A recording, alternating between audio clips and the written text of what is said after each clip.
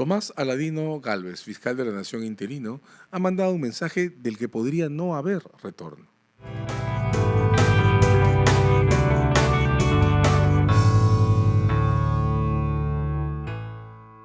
El antecedente ya está en manos de todos y de todas. Tomás Aladino Gálvez es el fiscal de la Nación interinamente, en principio por 6 meses, pero ese tiempo también es inestable.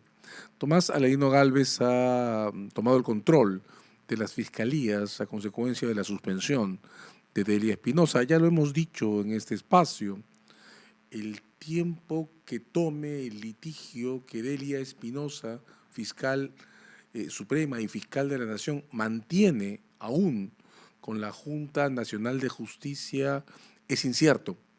Los 6 meses podrían ser menos o podrían ser más. Hay 3 escenarios posibles en esa controversia que corren en paralelo a estos 6 meses y que no deben perderse de vista. La señora Espinosa podría obtener protección judicial y retornar entonces tanto a su posición como fiscal suprema como al ejercicio de la Fiscalía de la Nación si el judicial levanta la suspensión.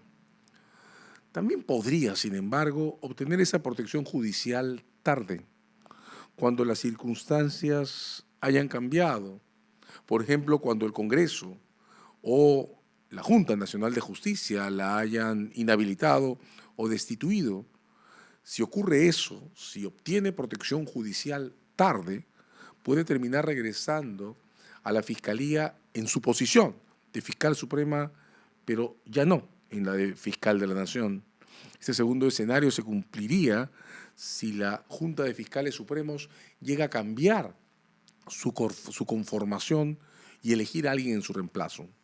Hay, por supuesto, un tercer escenario que se produce si la señora Espinosa no obtiene ninguna protección judicial y ya sea el Congreso o la Fiscalía terminan por hacer definitiva su remoción en el puesto. En cualquier caso, 6 meses no es un término estable. Puede modificarse, reducirse o extenderse. La cuestión estriba en que esos 6 meses, a partir de esta semana, no pueden ser ya tomados como un interinato.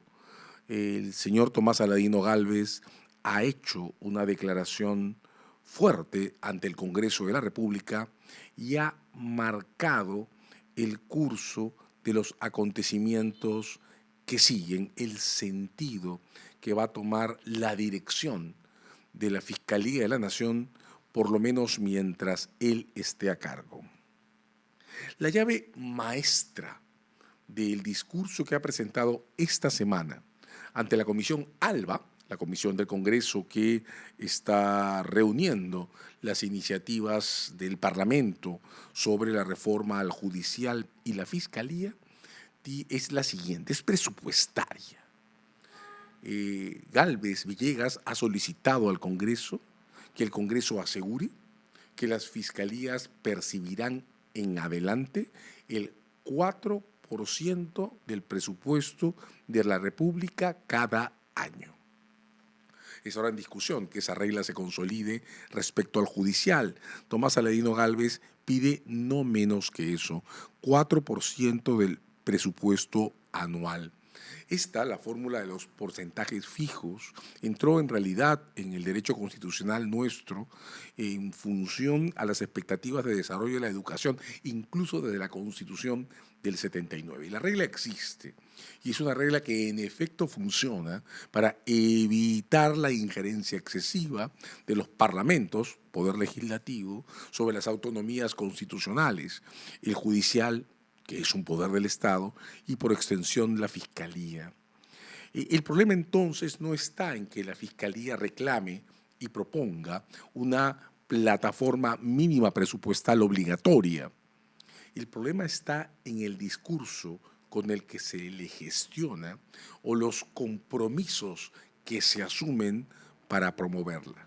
Recordemos que hace solo unas semanas el Ministerio Público, mientras la señora Espinosa estaba al frente, anunció que el estado actual del presupuesto podría no permitirle sostener sus actividades con normalidad hasta el final del año 25. Ese anuncio estaba hecho, el reclamo y la denuncia presentados. El primer movimiento del señor Gálvez parece ensayar una forma de desentrampar la cuestión presupuestaria de las fiscalías, pero a un costo que debemos analizar con cuidado. Hay que decir que la aproximación además es simbólicamente muy fuerte. Tomás Aladino Gálvez eligió como primer interlocutor institucional, estando ya en el ejercicio del cargo, al presidente del Poder Legislativo, al que visitó la semana pasada, no a la presidenta del Poder Judicial, que ha estado liderando, sosteniendo, insistiendo en una pelea muy clara en defensa de las instituciones, los derechos y la autonomía. No. Tomás Aladino Gálvez eligió la semana pasada visitar al presidente del Poder Legislativo de un Congreso cuya mayoría, hay que recordarlo, es la que ha modificado las reglas de relación entre policías y fiscalías en contra de las fiscalías, por encima de la opinión del Ministerio Público, por encima incluso de la opinión de Gladys Echaíz, congresista de la República que ha sido fiscal de la Nación y que se ha opuesto expresamente a que se cambien las reglas de relación y de control de la policía por cuenta de fiscales. Pero bien, eligió esa plataforma, el Congreso, no el judicial. Y esta semana, al presentarse ante la Comisión ALBA, abrió su discurso con una propuesta en la que hay que reparar. El fiscal de la Nación, que representa a un ministerio público que tiene demandas constitucionales en proceso en el Tribunal Constitucional contra la ley que ha forzado o intenta forzar la prescripción en crímenes sobre derechos humanos. El fiscal de la Nación, que representa a un ministerio público que estaba estudiando una segunda demanda contra la ley de amnistía, que representa a fiscales que han declarado que no usarán la ley de amnistía para graves violaciones a los derechos humanos en respeto al estado de la jurisprudencia internacional sobre esta materia. El fiscal de la Nación, en su primera presentación pública ante el Congreso, en la Comisión ALBA, propuso que la Comisión alentara una reforma a la Constitución para prohibir, repito la construcción, prohibir que en adelante los jueces de la República puedan utilizar tratados de derechos humanos como válvula para controlar normas del derecho interno. Esa fue la apertura de su discurso. En el desarrollo del mismo, propuso además que el abordaje al sistema de justicia en la Constitución deje de priorizar la posición que en él ocupa el Poder Judicial. Las referencias concretas de esta parte del discurso parecen vinculadas a impedir que en adelante el presidente del Jurado Nacional de Elecciones sea automáticamente el magistrado designado por el judicial. Pero la fórmula fue lanzada en general y en el desarrollo lo que Gálvez puso sobre la mesa fue su impresión en punto a que el sistema de justicia no puede tener predominio de los jueces de la República. De hecho, enlazó esta referencia con un concepto que parece muy afincado en sus propias concepciones sobre el derecho constitucional, un pedido para que se equipare en la Constitución el papel que cumplen las rondas campesinas con las autoridades comunales. Una regla muy particular, pero que puede tener desenlaces muy complejos en la reorganización de los poderes internos en comunidades nativas y campesinas. Pero regresando al plano macro, además de proponer que se prohíba a los jueces usar tratados de derechos humanos en asuntos vinculados al derecho interno, además de pedir que se elimine las referencias al predominio del judicial en el sistema legal, El fiscal Gálvez expresamente propuso a este Congreso que se encargue de la reforma de la ley orgánica del Ministerio Público, es decir, que sea este Congreso, que tiene 105 de 130 congresistas involucrados en problemas legales, el que decida cómo se deben organizar las fiscalías en el futuro. Y el concepto eje que presentó, que además ha difundido públicamente en otras o en algunas entrevistas, es el siguiente: no más equipos especiales y no más autonomía de los fiscales provinciales. En su concepción de las fiscalías, los fiscales supremos deben tomar las decisiones principales en los casos críticos, en los más importantes que están a cargo de la fiscalía, de las fiscalías en general. Y los fiscales, todos y todas, deben subordinarse a decisiones adoptadas por fiscales supremos. No más autonomía interna.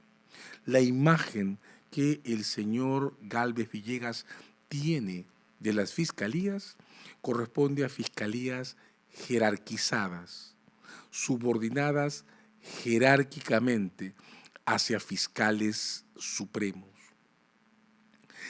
Esto además lleva a poner sobre la mesa casi automáticamente, aunque hay que decir que no fue parte totalmente desarrollada, entró en las preguntas finales de los congresistas que asistieron, un asunto que se ha discutido mucho últimamente: la ampliación del número de fiscales supremos. Los magistrados que integran el órgano de gobierno del Ministerio Público, que se llama Junta de Fiscales Supremos. Hasta antes de la escena que ha provocado el caso Benavides, los fiscales supremos eran básicamente 5. El número fue ampliado luego que la Corte Suprema de Justicia levantó la suspensión que pesaba sobre la señora Benavides. Para poder idear un sistema subordinado jerárquicamente a las fiscalías supremas, pues probablemente el número tendrá que ampliarse.